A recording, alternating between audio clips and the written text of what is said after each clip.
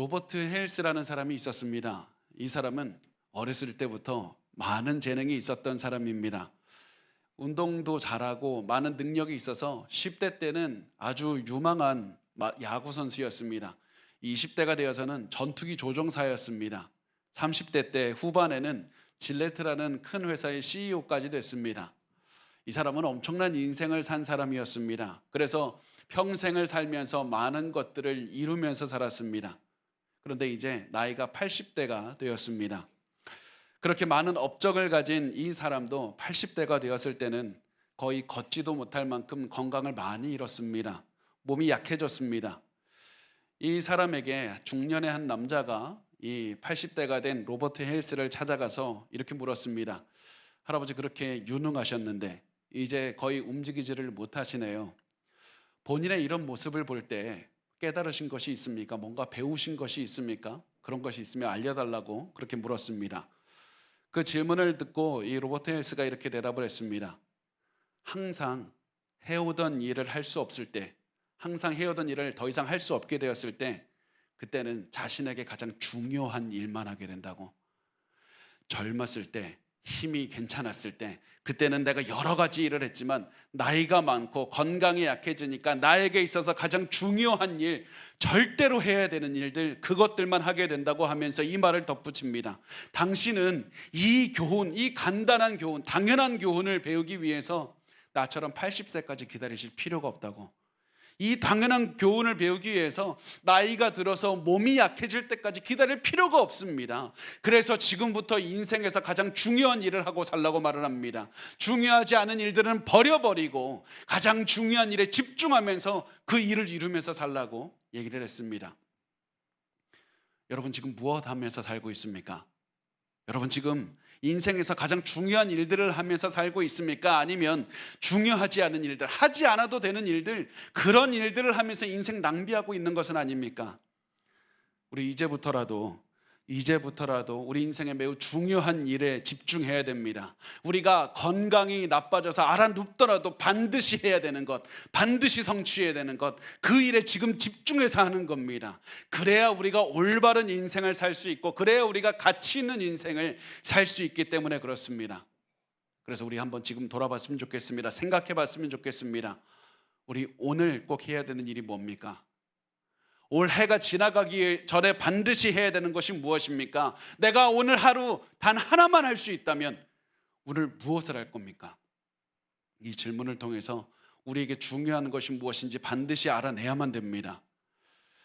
그렇다면 이제 우리에게 중요한 것이 무엇이냐면, 어떻게 하면 우리 인생에 가장 중요한 것이 뭔지 알 수 있습니까? 내 인생에 여러 가지 있습니다. 여러 가지 중요하게 보이는 것들이 너무나도 많습니다. 무엇이 중요한지 어떠한 기준으로 판단을 합니까? 우리 삶에 가장 중요한 것을 판단하는 기준은 간단합니다. 예수 그리스도를 따르고 예수 그리스도를 높이는 것을 하면 되는 겁니다. 예수 그리스도의 마음을 가지고 예수 그리스도를 따르며 예수 그리스도를 높이고 내가 있는 곳에서 예수를 찬양하는 것, 그것을 하면 되는 겁니다. 우리가 무엇을 하고 어떤 것을 하는 것이 중요한 것이 아니라 무엇을 한다 할지라도 예수를 따르는 마음으로, 예수를 높이는 마음으로 그 목적으로 행동을 하면 되는 겁니다. 어디에서 무엇을 하든지 그리스도의 위대함을 드러내기 위해서 행동하시기 바랍니다. 내가 어디를 가든지 그리스도를 찬양해야 되고, 무슨 행동을 하든지 우리 주변 사람들이 나를 보고 그리스도를 높이고 그리스도께 영광 돌리고, 저 사람을 보니까 예수 그리스도께서 살아계신 것 같다고 그렇게 말할 수 있는 행동을 하면서 살아야 되는 겁니다. 그 목적으로 살아간다면 하나님께서 보시기에 우리 정말 가치 있는 인생을 살게 될 것이고, 하나님께서 보시기에 가장 중요한 일들을 매일매일 하면서 살아갈 수가 있을 겁니다. 항상 그리스도를 따르고 그리스도의 마음으로 그리스도를 높이는 그런 목적으로 사셔야만 됩니다.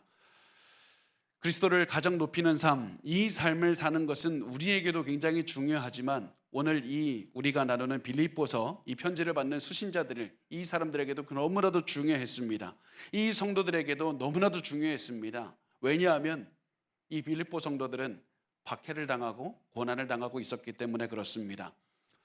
이 사람들 재정적으로 고난당하고 있었습니다. 예수 믿는 이유만으로 박해를 당하고 있었습니다. 게다가 교회라도 좀 조용해야 되는데 교회 안에서는 성도들끼리 갈라져서 당파를 짓고 불난을 일으키고 서로 싸우고 있었습니다.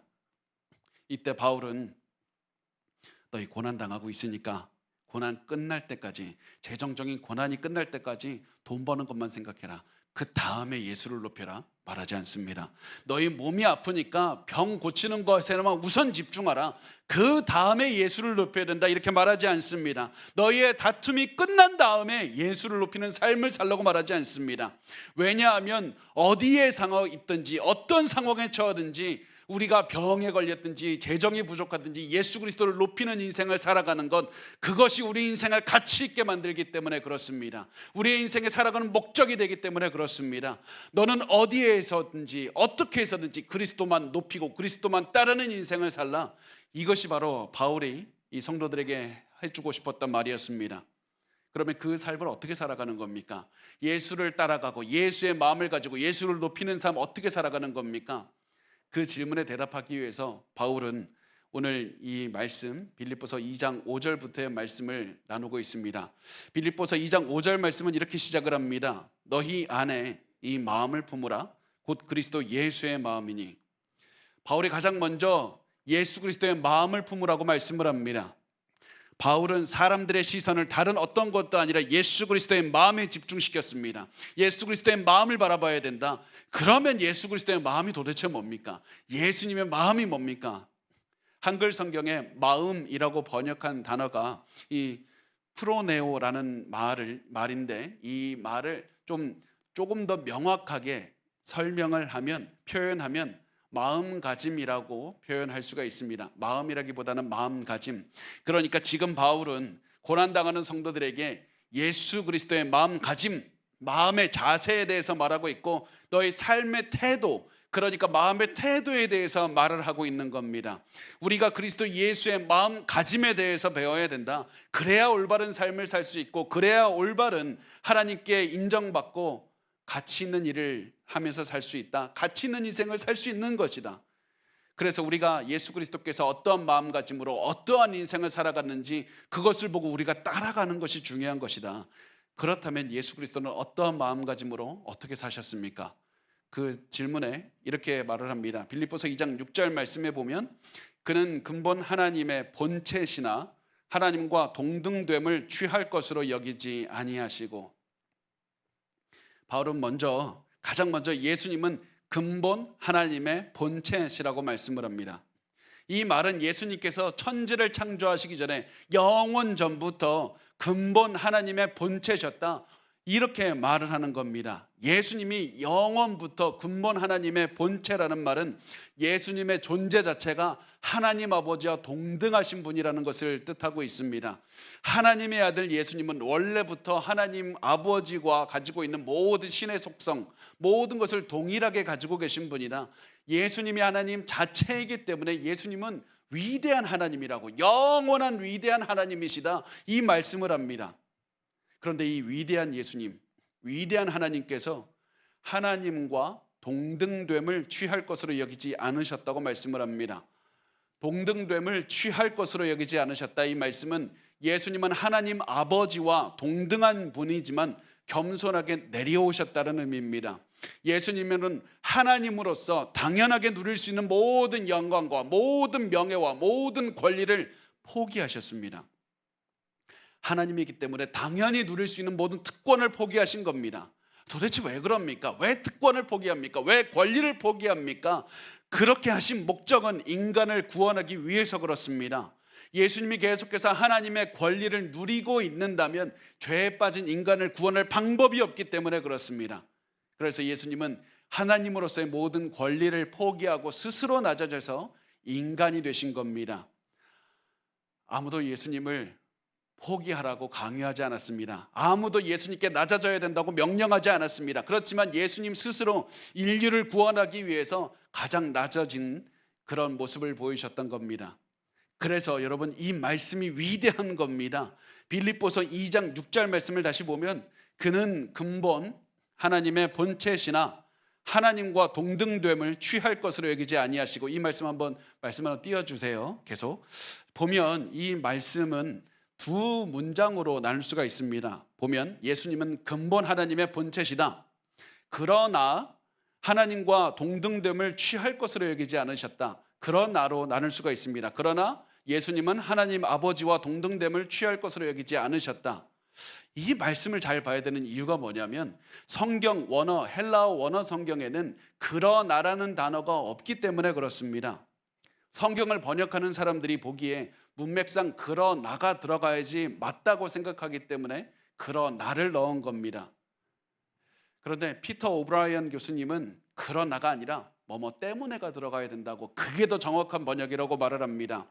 그래서 그러기 때문에를 넣으면 그는 근본 하나님의 본체가 되시기 때문에, 하나님의 본체가 되시기 때문에 하나님 아버지와 동등됨을 취할 것으로 여기지 않으시었다, 이런 의미가 됩니다. 근본 하나님의 본체이셨지만 하나님과 동등됨을 취하지 않으셨다. 이 우리 성경에 있는, 한글 성경에 있는 그 말씀대로 해석하면 어떤 의미가 되냐면, 예수님께서는 하나님 위대하신 분이지만 그럼에도 불구하고 낮아져 주셨다라는 의미가 되지만, 근본 하나님의 본체가 되시기 때문에 하나님 아버지와 동등됨을 취할 것으로 여기지 아니하셨다. 이 말씀은 하나님이시기 때문에 내려오셨다. 예수님께서 완벽한 하나님이시기 때문에 하나님 아버지보다 기꺼이 낮아지신 것이다, 겸손해지신 것이다, 이런 말씀을 하는 겁니다. 내려주셔야 됩니다. 예수님이 위대한 하나님이라는 증거가 어디 있느냐? 이미 하나님 아버지와 동일한 권리, 그걸 가지고 있었지만 그것을 포기한 것에서 예수님의 하나님 되심을 찾을 수가 있는 겁니다.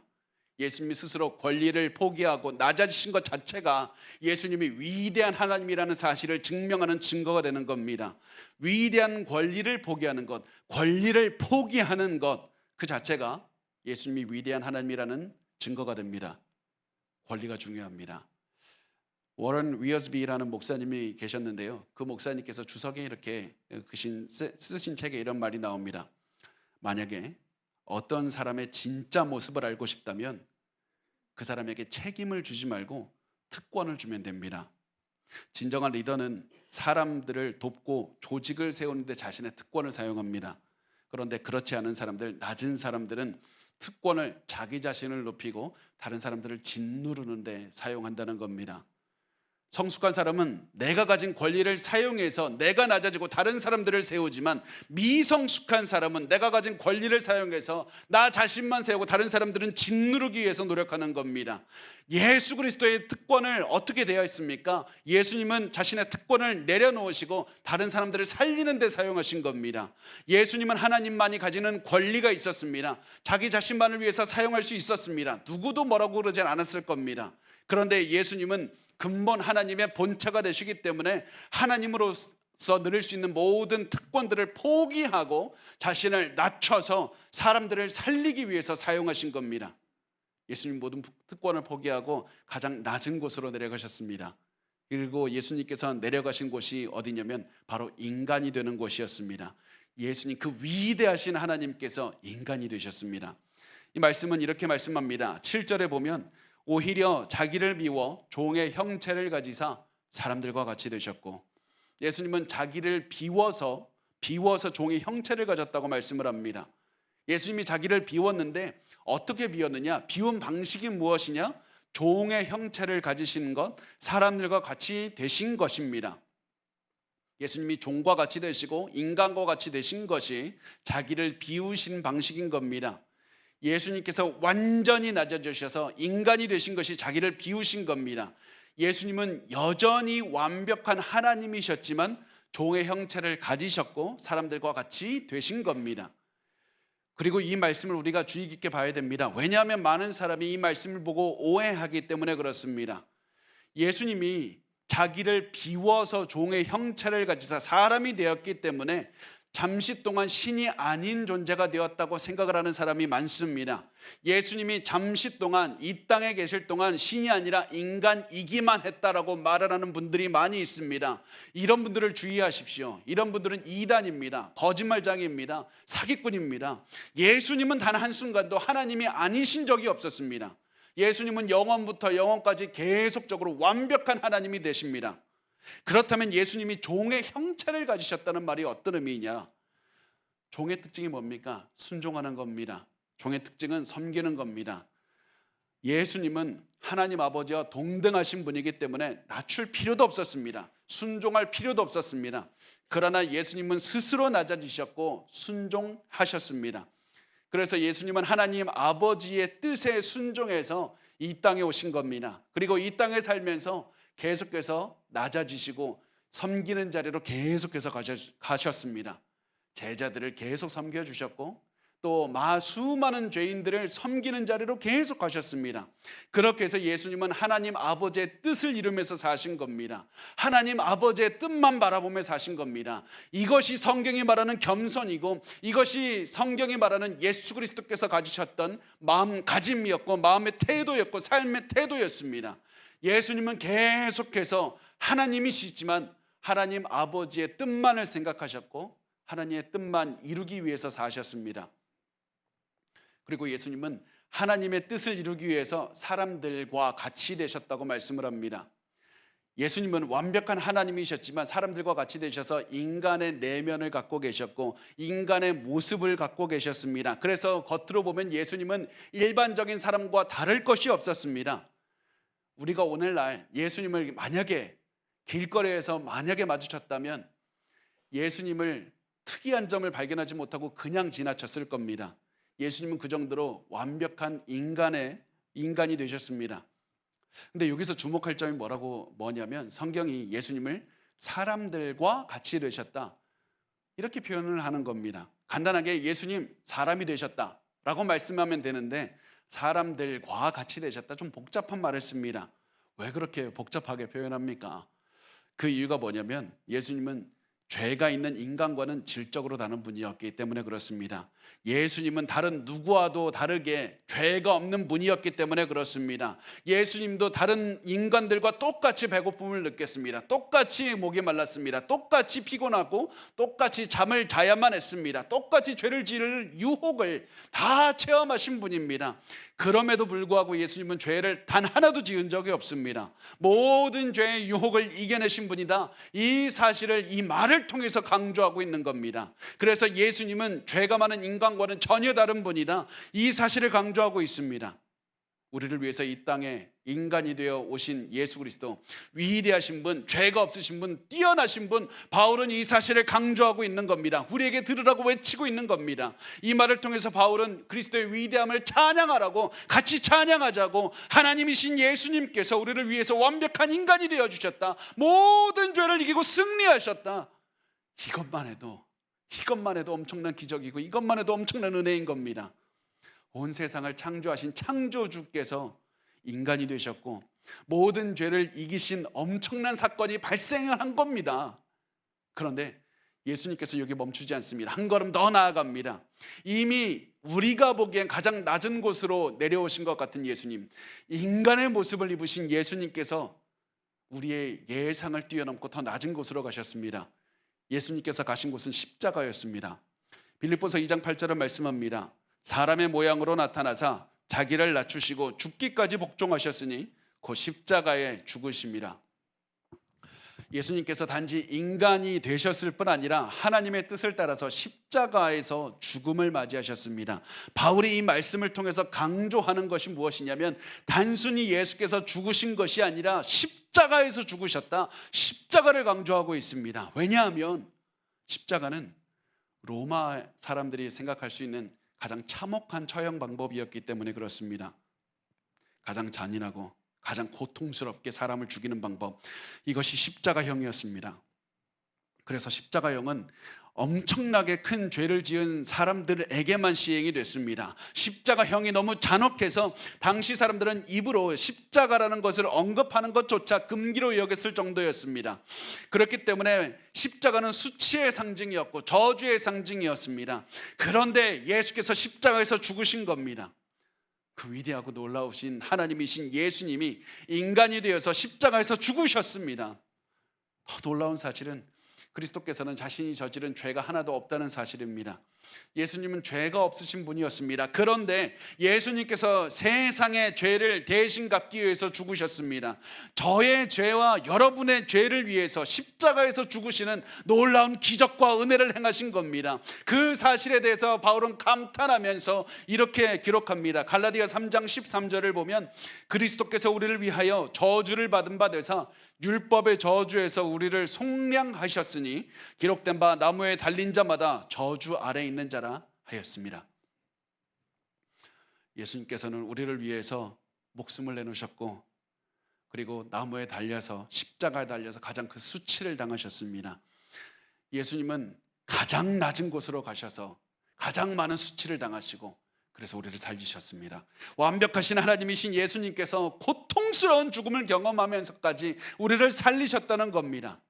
그런데 더 놀라운 사실이 있습니다. 아무도 예상하지 못한 놀라운 것이 있는데, 이것은 예수 그리스도께서 고통을 겪으면서도 기뻐하셨다는 겁니다.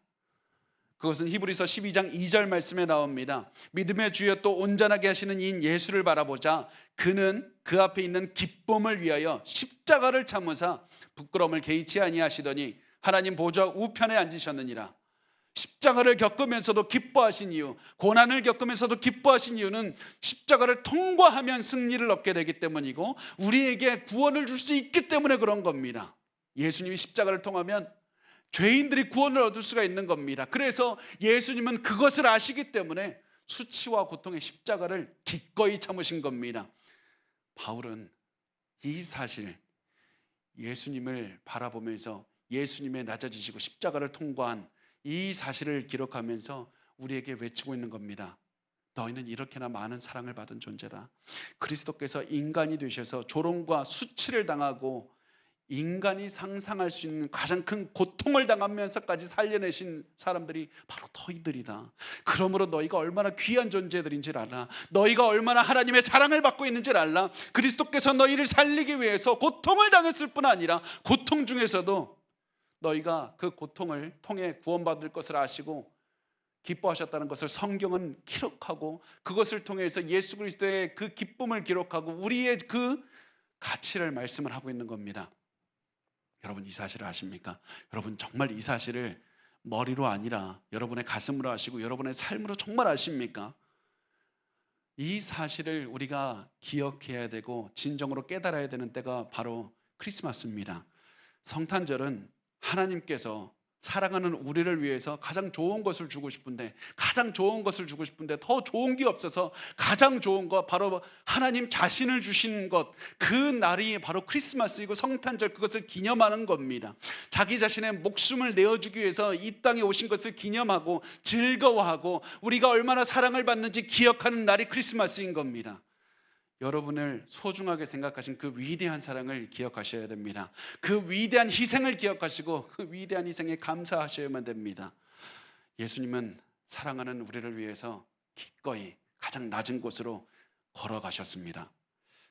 근데 예수님께서 이렇게 가장 낮은 곳까지 내려가셨을 때 하나님 아버지는 예수님을 가장 높은 곳에 올려주셨습니다. 이 인간의 상상을 뛰어넘을 정도로 가장 낮은 곳으로 내려가셨더니 가장 높은 곳으로 올리셨습니다. 그리고 가장 높은 곳으로 올라가는 것의 시작점은 바로 그리스도의 부활이었습니다. 빌립보서 2장 9절은 말씀합니다. 이러므로 하나님이 그를 지극히 높여 모든 이름 위에 뛰어난 이름을 주사.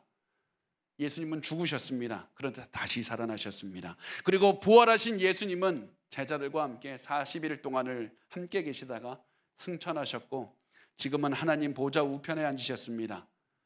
하나님 보좌 우편에 앉으셨다는 말씀은 예수님이 가장 높은 곳, 하나님의 위치까지 다시 그 하나님의 높은 곳으로 올라가셨다는 말씀이시고, 그리고 온 세상을 다스리고 계신다. 지금 온 세상을 다스리고 계신다는 말씀입니다. 이렇게 하나님께서 예수님을 지극히 높이셨습니다. 그리고 하나님은 예수님께 가장 높은 이름, 모든 이름 위에 뛰어난 이름을 주셨습니다. 예수님께 모든 이름 위에 뛰어난 이름을 주셨습니다. 그런데 우리에게 중요한 것은 그러면 그 이름이 도대체 뭡니까?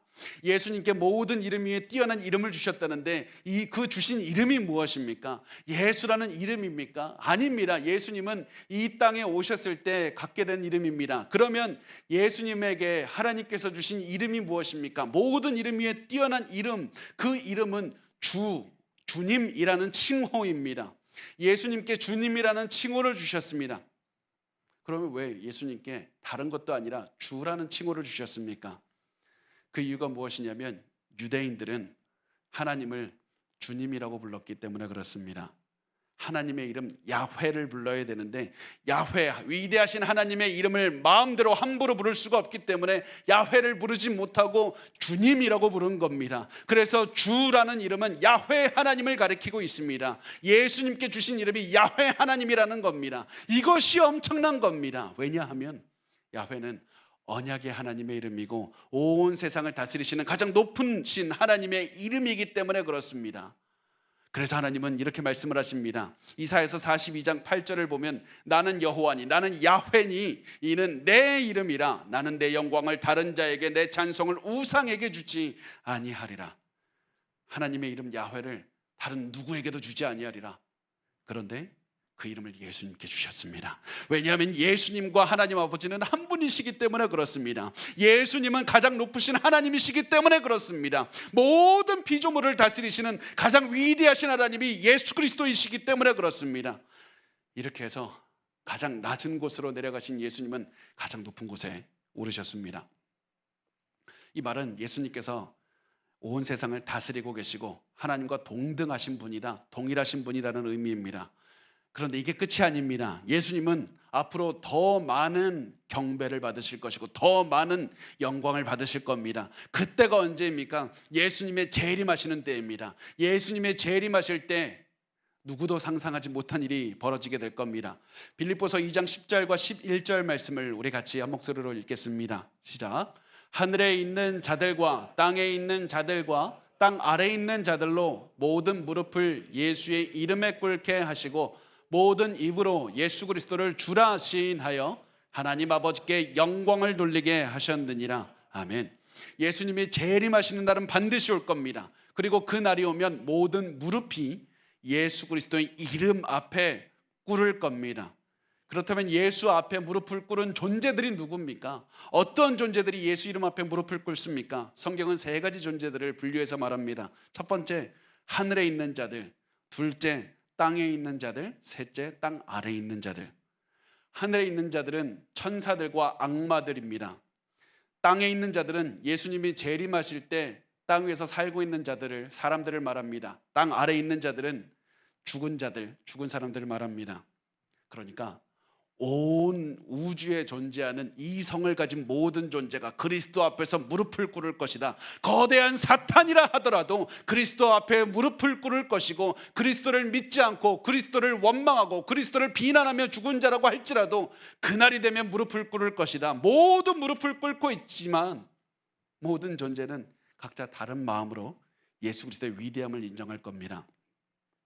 천사들과 예수 그리스도를 믿는 자들은 기뻐하며 감사하면서 예수님께 찬양과 경배를 드리면서 영원히 기뻐할 겁니다. 그런데 사탄과 예수를 믿지 않는 자들, 그들은 원통해하면서 수치를 당하면서 답답해하면서 울면서 이를 바득바득 깔면서 그리스도의 위대함을 인정할 수밖에 없을 겁니다. 어쩔 수 없이 그리스도의 위대함을 인정할 수밖에 없는 겁니다.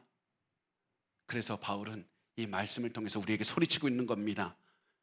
너가 그리스도를 아무리 거부한다 할지라도 너의 의지에 상관없이 그리스도께 무릎을 꿇게 될 것이다. 다만 이제 중요한 것은 타이밍이다. 너는 죽기 전에, 그리스도께서 오시기 전에 예수 그리스도 앞에서 무릎을 꿇고 그리스도를 경배하고 영원히 즐거워하며 천사들과 함께 그리스도를 찬양하고 경배하며 살 것인가? 아니면 영원히 두려워하며 슬퍼하면서 그리스도의 위대하심을 인정할 수밖에 없는, 그러면서 고통을 당하는 인생을 살 것인가? 너 결정해야 된다. 그것을 결정해야 된다고 우리에게 말씀은 하고 있습니다. 이렇게 모든 존재가 예수님을 경배한다는 것, 이거 정말 엄청난 겁니다.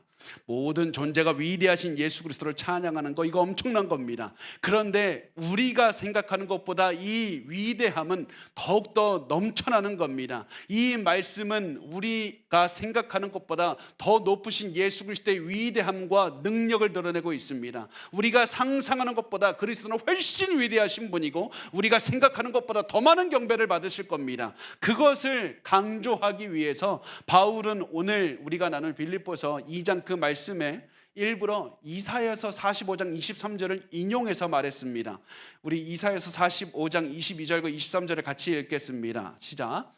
땅의 모든 끝이여 내게로 돌이켜 구원을 받으라. 나는 하나님이라 다른 이가 없느니라. 내가 나를 두고 맹세하기를 내 입에서 공의로운 말이 나갔은즉 돌아오지 아니하나니 내게 모든 무릎이 꿇겠고 모든 혀가 맹세하리라 하였노라. 아멘. 이 말씀에서 이사야 선지자는 하나님만이 구원이십니다. 온 피조물이 하나님께 경배하게 될 겁니다. 하나님만이 승리자이십니다. 이사야 선지자는 야훼 하나님이 최종 승리하는 날에 대해서 선포하며 예언하고 있는 그런 말씀이 됩니다. 그런데 바울은 이 말씀을 일부러 인용하면서 야훼 이름에 예수 그리스도의 이름을 넣어라, 야훼 이름에 예수의 이름을 넣어야 된다고 말을 하고 있습니다.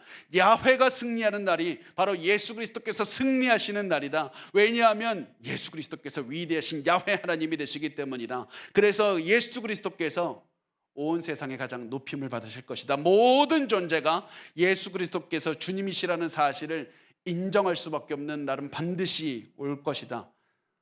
바울은 그날을 바라보면서 기뻐하고 있었습니다. 예수 그리스도, 예수 메시아는 주님이라는 말을 하게 되는 그날, 예수 메시아는 야훼라는 그 말을 하게 되는 그날을 함께 바라보자고, 우리 그날을 바라보고 예수 그리스도를 찬양하자고, 그리스도의 마음을 갖고 살아가자고 말을 하고 있습니다. 이 말씀을 보고 그 휘튼 칼리지 대학 그 교회에 그 켄트 휴즈라는 목사님이 계신데, 이 목사님은 이렇게 말씀을 하셨습니다. 곧 조금 있으면 모든 피조물 중 이성적인 존재들은 예수 메시아가 야훼라고 고백할 겁니다. 모든 믿는 마음은 큰 소리, 목소리와 노래로 그 이름을 목청껏 외칠 것이며 우리는 천사들과 함께 영원토록 그 일을 반복할 것입니다.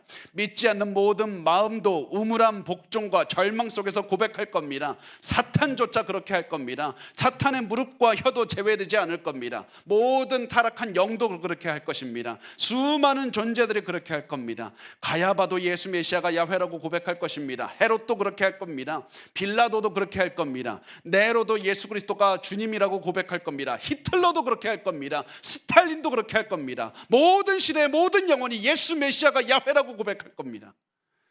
여러분, 이 날을 상상할 수 있겠습니까? 이 위대한 날이 반드시 온다는 것을 믿을 수가 있겠습니까? 모든 존재가 그리스도 앞에 무릎을 꿇고 영광을 돌리며 경배하는 모습을 상상할 수가 있겠습니까? 그동안에 흘렸던 모든 눈물이 씻겨지고 모든 고난이 사라지고 기뻐하며 우리가 다 무릎을 꿇고 예수 그리스도 이름 앞에서 경배하며 찬양하는 그날이 온다는 것을 상상할 수 있습니까? 사탄조차 그리스도 앞에 무릎을 꿇고 그리스도의 위대함을 인정할 수밖에 없는, 찬양할 수밖에 없는 그런 날이 상상할 수가 있겠습니까? 그 위대한 날은 반드시 옵니다. 그 위대한 날은 반드시 옵니다. 바울은 이 위대한 날을 바라보면서 이렇게 고백합니다. 모든 입으로 예수 그리스도를 주라 시인하여 하나님 아버지께 영광을 돌리게 하셨느니라. 모든 무릎이 예수 그리스도 앞에 무릎을 꿇고 그리스도를 찬양하면 하나님 아버지께서 영광을 받으실 것이다. 왜냐하면 예수 그리스도 아버지는 한 분이시기 때문이다. 그래서 그리스도께서 높임을 받으시면 하나님 아버지께서 영광을 받으신다. 이 얼마나 위대한 장면입니까? 이것이 바로 우리가 성탄절이 다가올수록 기억해야 되는 그 말씀입니다. 예수 그리스도는 주라는 사실을 기억해야 되고, 성탄절이 가까울수록, 크리스마스가 가까울수록 우리가 가는 곳마다 예수 그리스도는 주시다, 예수 그리스도는 메시아는 야훼시다, 이 사실을 외치며 살아야 됩니다. 우리가 가는 곳마다 예수 그리스도의 마음가짐을 가지고 그리스도를 경배하며 높여야 됩니다. 바울이 고난을 겪고 있는 빌립보 성도들에게 예수 그리스도의 마음가짐을 가지고 예수를 따르고 예수를 높이라고 말했듯이, 우리가 고난을 당한다 하더라도 그리스도의 마음가짐을 가지고 예수 그리스도는 주가 되신다고 외쳐야 됩니다. 그것이 지금 우리가 할 수 있는 가장 중요한 것이고 가장 가치 있는 것이고, 그것이 우리 인생을 가장 가치 있게 만드는 겁니다. 그러면 이제 중요한 건, 우리는 어떻게 예수 그리스도는 주라는 사실을 어떻게 전파하며 살 수 있습니까? 실행방안 3가지만 보겠습니다. 첫 번째, 낮은 곳으로 내려가셔야 됩니다. 낮은 곳으로 가셔야만 됩니다. 예수 그리스도께서 우리를 위해서 낮은 곳으로 기꺼이 내려가셨듯이 우리도 기꺼이 낮은 곳으로 내려가야 됩니다. 낮은 곳이 어디입니까? 하나님의 뜻을 행하는 곳이고 그리스도의 영광 돌리는 곳이지만 사람들이 인정해 주질 않는 곳입니다. 고난이 있는 곳입니다. 아픈 곳이고 사람들의 무시를 당하는 곳입니다. 그런데 낮은 곳에 있어도 슬퍼해서는 안 됩니다. 기뻐해야 됩니다. 왜냐하면 하나님은 반드시 우리에게 영광의 날을 주실 것이기 때문에 그렇습니다. 예수 그리스도께서 가장 낮은 곳에 내려가셨을 때 하나님께서 가장 높여주셨듯이 하나님은 우리에게도 영광의 그날을 주실 겁니다. 하나님께서 우리를 높이 드시는 그날은 반드시 올 겁니다. 우리 모두 그날을 바라보면서 예수 그리스도는 주라고 외쳐야만 됩니다. 두 번째, 지금도 예수님께서 통치하고 계신다는 사실을 기억하셔야 됩니다. 지금 우리가 사는 세상 악이 가득한 것 같습니다. 우리가 기도해봤자 아무도 듣지 않는 것 같고 오히려 마귀가 다스리는 것 같은 느낌이 들 때가 있을 겁니다. 아무리 그래도 지금 통치하고 계신 분은 하나님이십니다. 예수 그리스도가 되십니다. 예수 그리스도께서 지금 하나님 보호자 우편에서 온 세상을 다스리고 계십니다. 그래서 아무리 고난이 심해도 두려워해서는 안 됩니다. 우리가 왜 고난을 당하는지 알 수 없어도, 이해할 수 없어도 답답해하지 말고 우리에게 주어진 곳에서 예수 그리스도는 주, 예수는 메시아, 예수 그리스도는 야훼 하나님이시다 외치며 살아가야 됩니다. 그러면 은혜로운 하나님께서 우리를 통해서 영광을 받아주실 겁니다. 세 번째, 최후 승리의 날을 꼭 바라보셔야만 됩니다. 우리 반드시 승리할 겁니다. 그리스도께서 재림하실 겁니다. 그 날이 되면 우리의 주님이신 예수 그리스도께서 우리가 흘린 모든 눈물 닦아주실 것이고 우리의 마음에 만져주실 것이고 위로해 주실 것이고 우리에게 많은 상을 주실 겁니다. 최후 승리의 그날, 예수 그리스도 재림의 그날, 모든 이름 위에 뛰어난 예수 그리스도의 이름이 높여지고 그리고 모든 사람들이 모든 이름 위에 뛰어난 그 예수 그리스도 이름 앞에 무릎 꿇고 경배하는 그날 반드시 옵니다. 그날을 바라보고 사셔야만 됩니다. 그날에 우리의 모든 시선을 집중하고 살아야 됩니다. 그렇게 시선을 고정시키고 매일 우리 외쳐야만 됩니다. 예수 메시아는 야훼시다. 예수 메시아는 야훼시다. 우리 그 마음으로 우리 연말을 잘 마무리하시고 우리 그 마음으로 내년을 살아갈 준비를 하시고 그 마음으로 우리 인생을 가치 있고 하나님 앞에서 중요한 인생을 살 수 있도록 그 마음으로 사시기를 바랍니다. 우리 같이 찬양하겠습니다.